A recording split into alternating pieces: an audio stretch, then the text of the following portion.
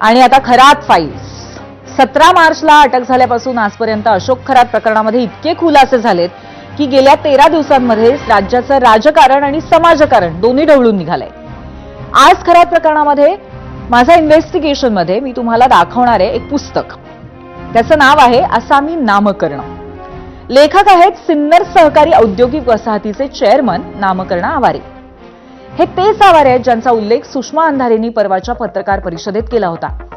अशोक खरात, दीपक केसरकर, रुपाली चाकणकर आणि हे नामकर्ण आवारे एकत्र असलेले फोटोज दाखवले होते आणि चौकशीची मागणी केली होती।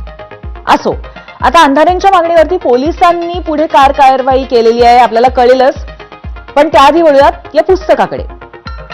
आवारेंनी 2012 साली प्रसिद्ध केलेल्या पुस्तकात स्वतःच्या आत्मचरित्रात भोंदू खरातवरती त्यांनी 13 पानांचा लेख लिहिलाय। खरातच्या अश्लील कारनाम्यांमुळे आता पुस्तकातील हा लेखही चर्चेत आलाय आणि तो लेख एबीपी माझाच्या हाती लागलाय, तो आधी पाहूयात।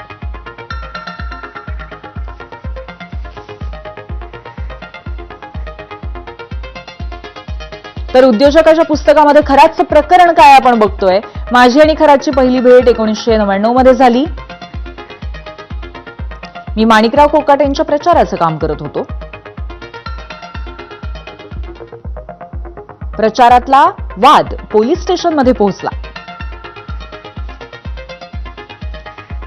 त्यावेळी खरात पहिल्यांदा तिथे भेटला। कोकाटे 23,450 मतांनी निवडून येतील अशी भविष्यवाणी त्यानं केली।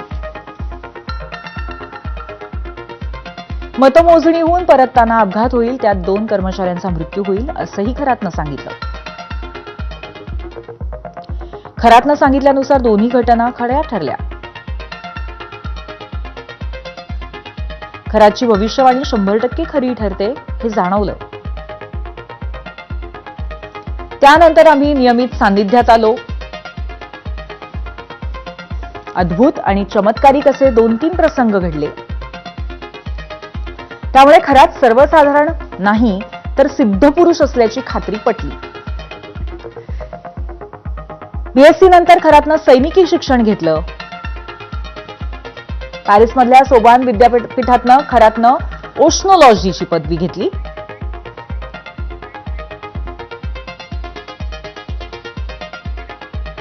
तर अशा पद्धतीने आणखीनही काही माहिती या लेखाच्या माध्यमातून मिळते। आता याच भोंदू अशोक खरातवरनं पेटलेलं राजकारण पाहूया।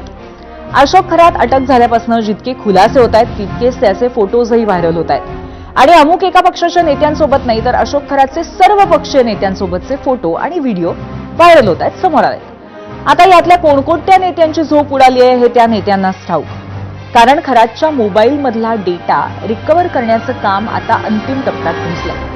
आतापर्यंतच्या रिकव्हरीनुसार त्याने काही नंबर वेगवेगळ्या नावानं सेव्ह केलेत, काही विशिष्ट कोड वर्ड्सही वापरलेत, त्यामुळे पोलिसांचाही संशय वाढलाय। आतापर्यंत खरातच्या विरोधात लैंगिक अत्याचाराचे 8, खंडणीचा 1 आणि फसवणुकीचा 1 असे एकूण 10 गुन्हे दाखल झालेत आणि आता त्यातच त्याचा फोन पूर्णपणे रिकव्हर झाला। तर अशोक खरातच्या संपर्कात कोण कोण होतं, त्याचं रूप माहिती असूनही त्याला कोणी कोणी पाठीशी घातलं, खरातनं कुणाकुणाकडनं खंडणी उकळली यासह अनेक प्रश्नांची उत्तरं मिळतील। पण राजकारण काही या सगळ्या मुद्द्यांनी थांबत नसतं। राजकीय नेते अधिकाऱ्यांनी खरातला मोठं केलं, मग त्यांची चौकशी का नाही असा सवाल काँग्रेस नेते विजय वडेट्टीवारांनी केलेला आहे। तर त्यावर सत्ताधाऱ्यांनी जोरदार पलटवार केलाय। हाही राजकारणाचा रंग पाहूया। खरातला मोठी करणारी कोण, तर राजकारणी, प्रशासनातील मोठे अधिकारी यांच्यामुळे तो खरात मोठा झाला। मग हे कारवाईपासून दूर कसे, हे कारवाई यांच्यावर केलीच पाहिजे। संपूर्ण खोलवर जाऊन चौकशी केली तर मला वाटतं की मंत्रालयातील अर्धे लोकांनी पांढरे पैसे करून देण्यासाठी खरातचा वापर केला असेल, हेही पुढे सिद्ध होईल।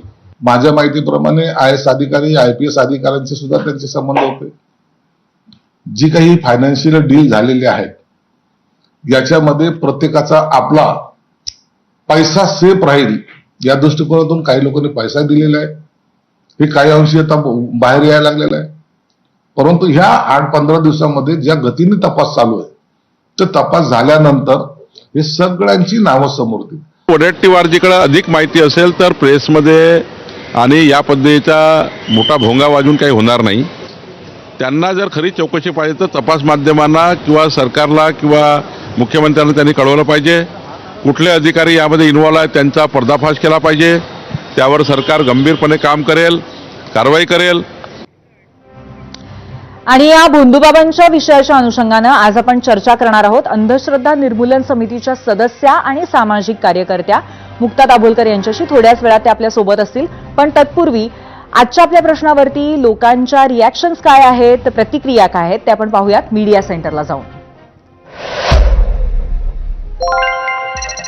एक्सवरनं पहिली प्रतिक्रिया श्याम ठाणेदार यांची आहे. सोशल मीडिया महिलांना जाळ्यात ओढण्याचे प्रभावी माध्यम बनले असं त्यांना वाटतं.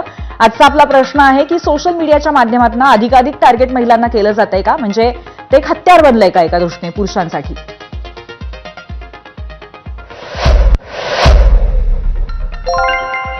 पुढची प्रतिक्रिया आहे शंतनू व्ही गौतम यांची. सोशल मीडिया अन जाळ्यात ओढण्याचा काही संबंध नाही. पूर्वीही अशा घटना घडत होत्या, त्यावेळी समाज माध्यमं सक्रिय होती का, पण घटना बाहेर येत नव्हत्या.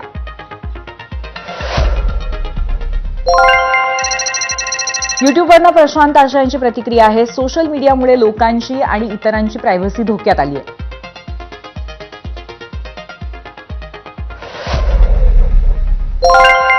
युट्यूबवरची पुढची प्रतिक्रिया अजिंक्य यांची आहे. महिलांना सोपं झालंय, पुरुषांना जाळ्यात ओढतात असं ते म्हणतायत.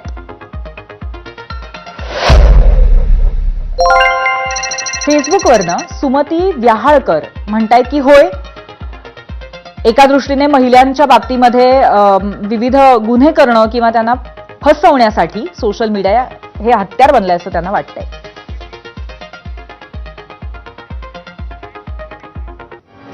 आणि यानंतर